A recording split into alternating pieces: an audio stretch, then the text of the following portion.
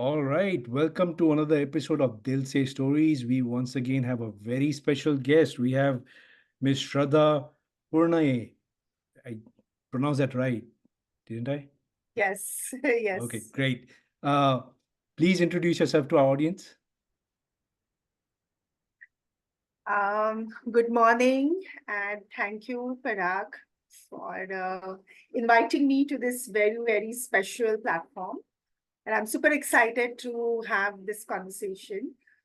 I am an art curator based in Mumbai, and I'm engaged in helping artists to showcase and sell their artworks, be it paintings, be it sculptures, be it even folk and tribal art is something I would like to explore. And I also create site-specific artworks. For example, when you go visit a hotel or a resort or villas, there are, you might see art just hanging there. But what I want to advocate is have art that talks about that the area or the story of that space. So I create site specific sculptures, and I also conduct courses for artists as to how to advance their artistic career. And if somebody wants to know about what is art, modern art, contemporary art, so these are the three verticals that I do. And I also write on art. How can I forget that? I have a blog um, where I write, what, let's say if I come across something interesting in terms of exhibitions or an artist, so I write on their works. These are the things I do. All right, sounds like you have a lot of free time with that you do. I was joking. And That's one thing I don't have. I know I was joking because you do so much. I know. So that I was being ironic. And I'm Dr. Parag Bharadwaj. You know, I am a doctor, but it seems like you're busier than I am with all the things that you do. And clearly, you're a person on a mission to preserve art and the local art in particular. So let's talk about. You mentioned you're an art curator. Who or what is an art curator? What does that role entail? Yeah, that's actually a lot of people ask me what is an art curator. In fact, a lot of my family members, they still don't know what I do. But to put it in simple terms, curator is a term that actually was connected with museums in many years ago, where a curator would go and acquire pieces of artworks from different regions and put them together in a story. But then when art galleries started coming in, curators took that role. And now it is ever evolving. There's not a particular definition or something. For example, if one says that I'm an architect or I'm an interior designer, so one knows what the role is limited to or what all it can cover. But this is an ever evolving concept. It is in short, it is a person who connects art and artists to the audience, to general audience. It's a person acts as a bridge between the art that is created and art people who want to appreciate art. Great. Um, so what got you interested in art in the first place? Uh, I was not interested. It's not something that I decided when I was in school or college or when I was studying. It's something that happened to me, I would say. Um, I just bumped into an artist from America, and she wanted to start an art gallery in Mumbai. And she thought I could help her. And I, without any doubt, I just joined her. And that's from where my artistic journey started.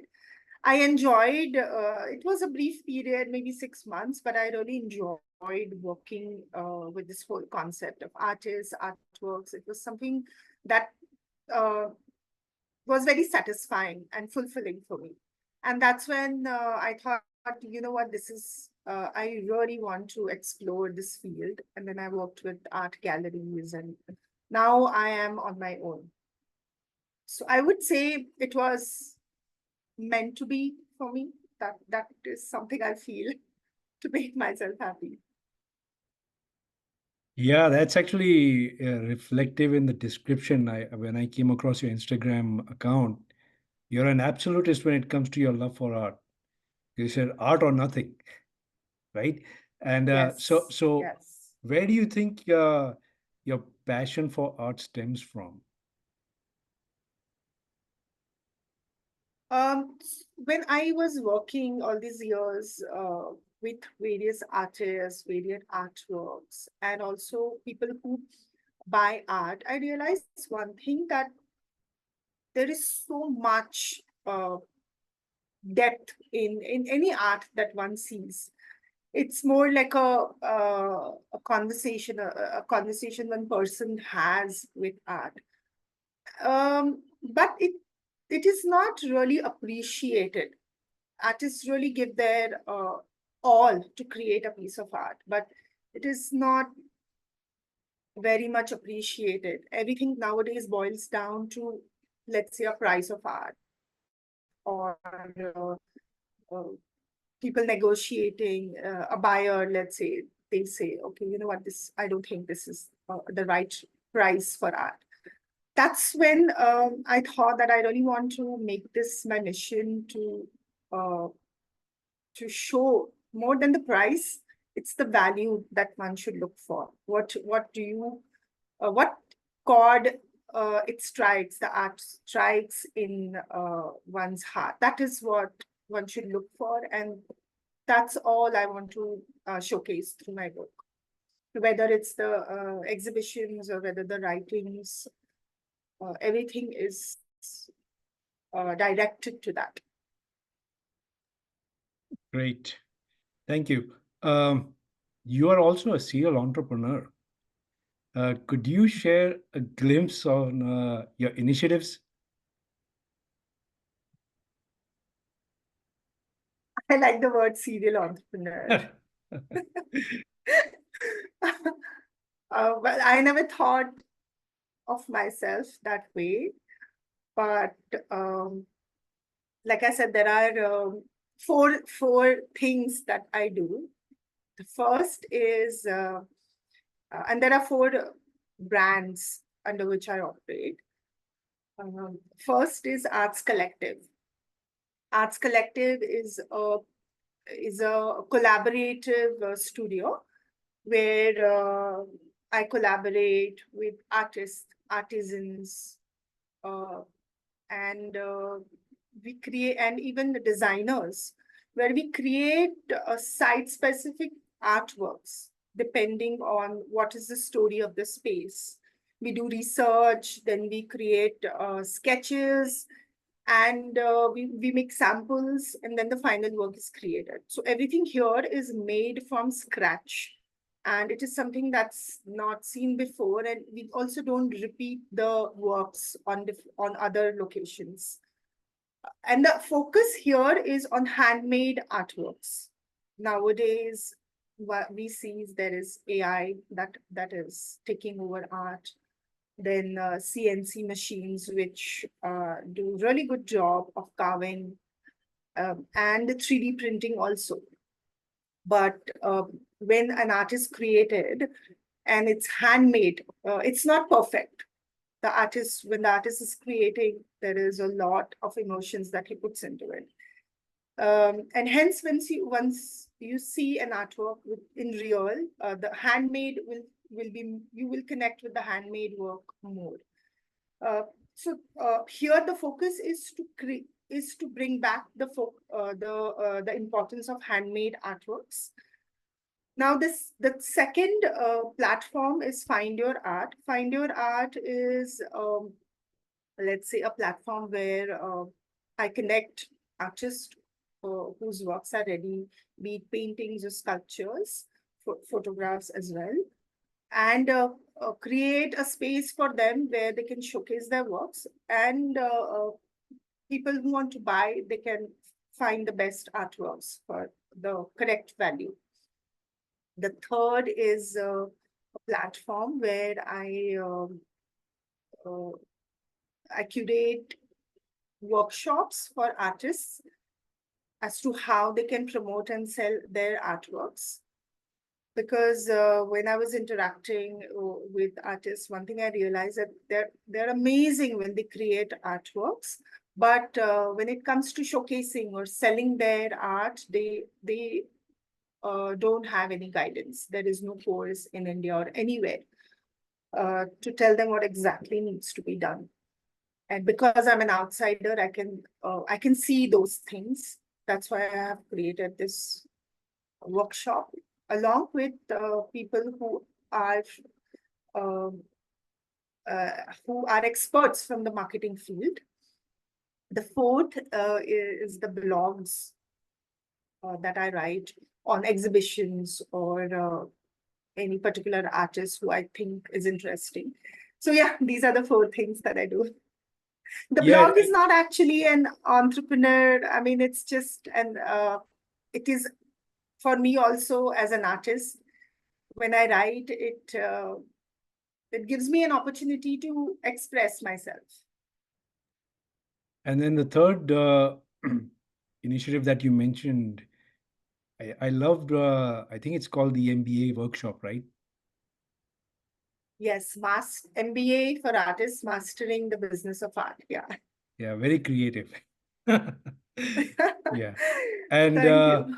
I will say I will request the audience to go and check out your Instagram website. If there's any other link that you would like to share with for us to share with your our audience, please let us know because it is some fascinating work. So I will. That brings me to my next Thank you. question because art is very subjective. So what kind of art catches your eye in terms of you wanting to share it with a larger audience?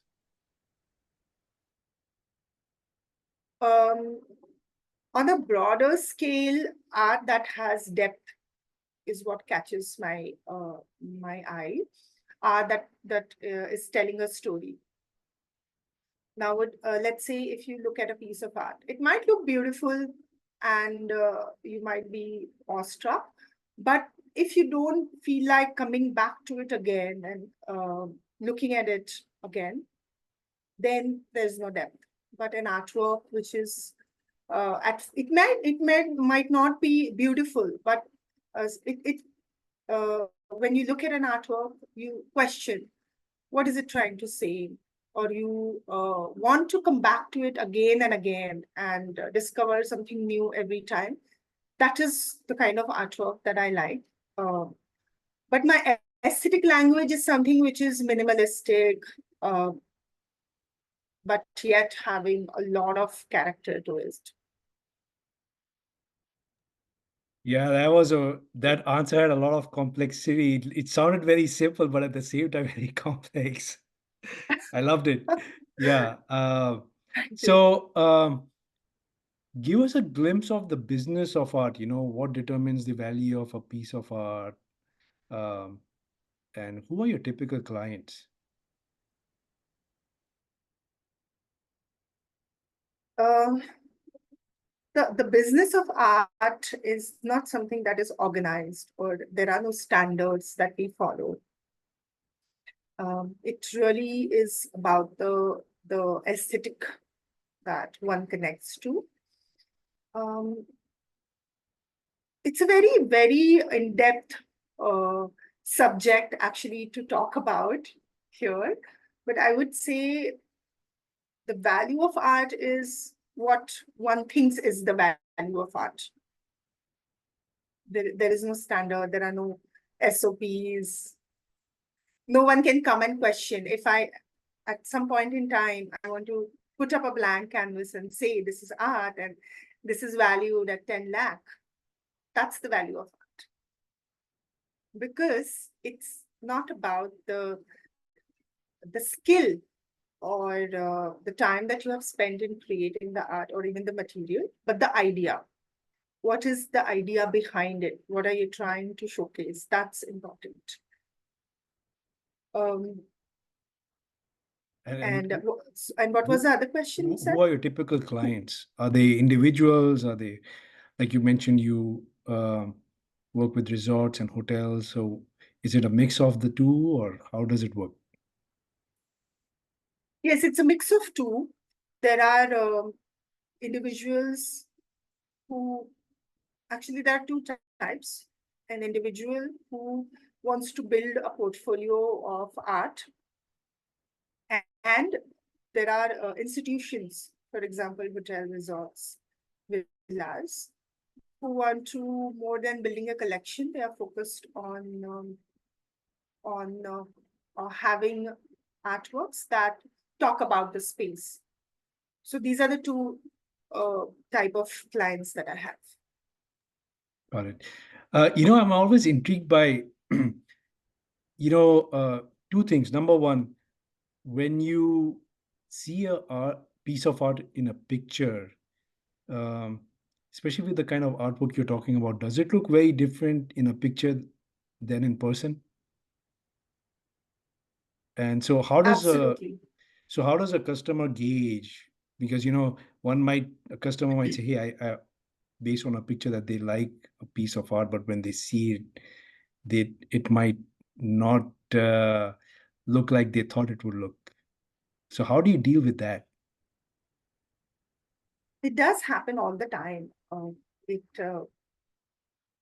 So there are two things. If somebody has already seen the work before at some other space, for example, an artist, they will have a certain type of artworks that they create.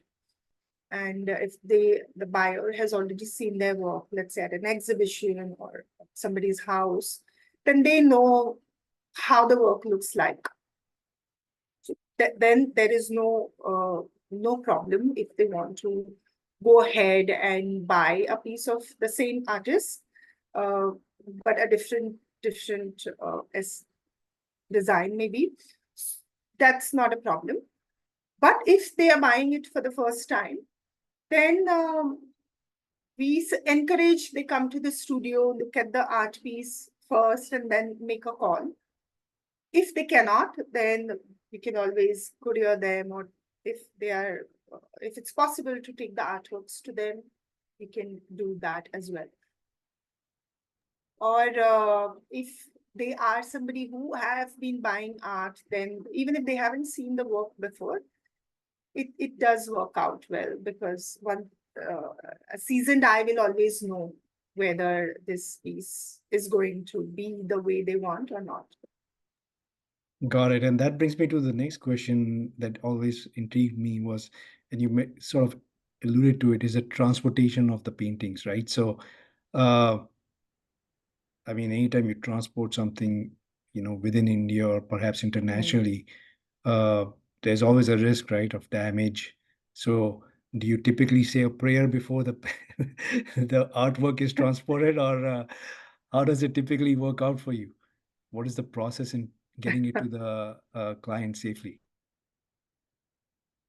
The it is very complicated. It's risky, but if it's packed well and you use a good courier service, and another thing is to ensure the work, then there is no problem. We can courier it anywhere. No need to say prayer. Just make sure everything is. The packaging is most important. Got it. So, based on what I saw on your Instagram account, it seems like you do spend some time in Dubai as well. Uh, and so, tell us about a little bit about your lifestyle. You know, how much time do you spend abroad? How much traveling does your work involve? Because it seems pretty glamorous.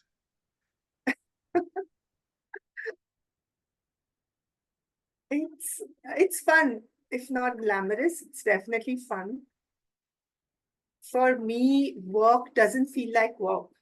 It is more of exploring and also working together.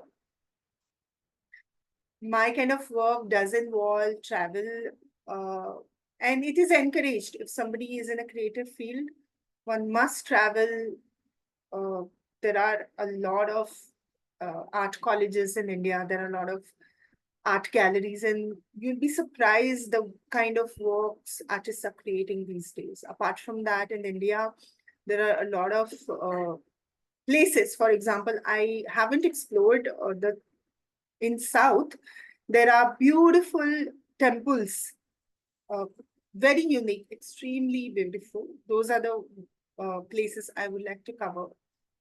And there's Ajanta, Ellora, a lot of places in India also to cover if somebody wants to explore the artistic heritage and also enjoy the beauty of the space.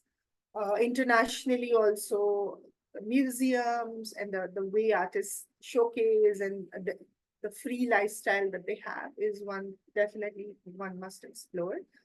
When it comes to Dubai, I think the site-specific artworks is something that has a lot of potential from whatever I have explored. And Indian art is, it is very different compared to the international art, contemporary art that is happening right now. I think that Indian artists are very, very talented. The depth part that I was talking about, there's a lot of depth and a lot of stories connected with their art. So my endeavor is uh, to create some sort of space if in Dubai where I can bring those artists' work and showcase them. So in Dubai, either there are basic artworks. Okay, I don't want to use this word, but I'm not able to find a better word for it. But either there are highly expensive artworks in Dubai or the basic. But there's a huge scope for the moderate or good quality artworks. So that's where I want to bring Indian art in that market. Lifestyle, uh, yeah, that's it. Just meeting new people, exploring places. I more than traveling to just the places which are famous or touristy locations. I would like to go to destinations that are less explored, something where I can find peace and also visualize what next I would like to do. It seems to me you have a very adventurous spirit. So keep it up.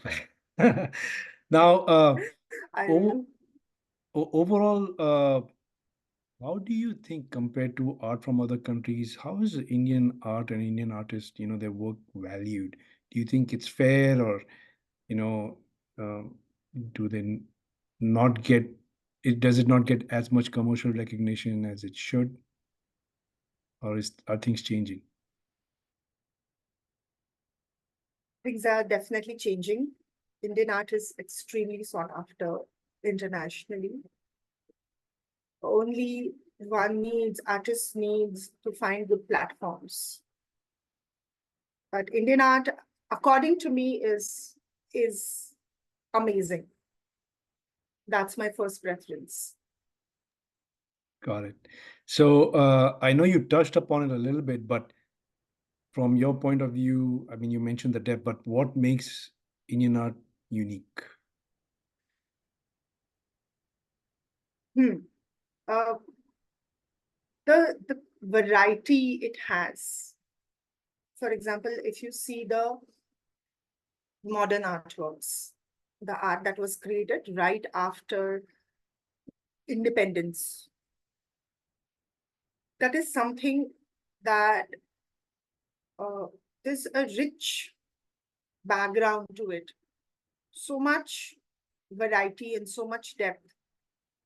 Then the contemporary artworks, the artworks that are being made now, artists are artists are putting light on various subjects, right from their personal lives, right from uh, environment, right from culturally what is happening, right from sustainability.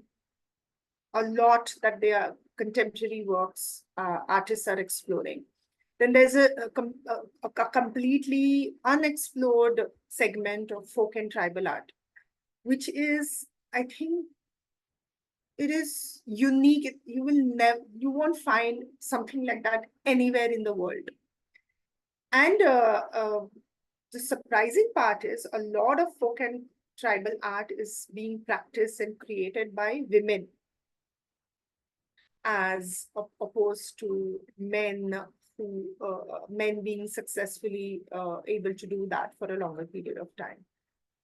So in India, the variety for even the sculptures, the handmade sculptures, stone, wood, metal, they are very, very,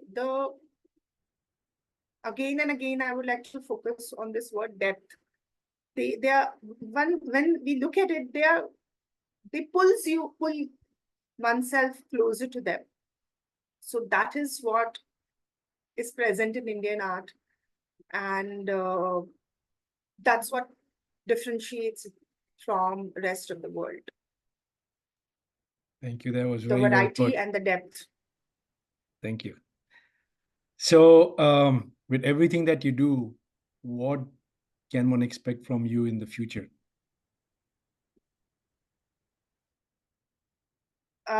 Just trying to make this more and more reachable to everybody, trying to create more and more artworks uh, on these platforms is what I am focused on right now. Well, that's very good to know, and we wish you the best. And hope to have you back again on this platform to share, for you to share, many more activities and hopefully initiatives that you are potentially going to start in the future. It's been a fascinating conversation. Thank you so much for your time. It's definitely been very unique. I was looking for somebody like you to tell us, about the business of art and what that involves. So I'm glad we were able to connect. Um, with that, we will conclude our interview, and we look forward to having you back again in the future. Thank you so much, Parag. And I also wish you great success for the platform that you have created, and many, many more to come. And Thank congratulations on being able to find people and taking time out from your busy schedule and putting this up on YouTube. It takes a lot of dedication to do that, You're very and kind, but consistency. it's a pleasure to meet great individuals like yourself. Thank you so much. All right. Have a lovely day. Namaste. Namaste.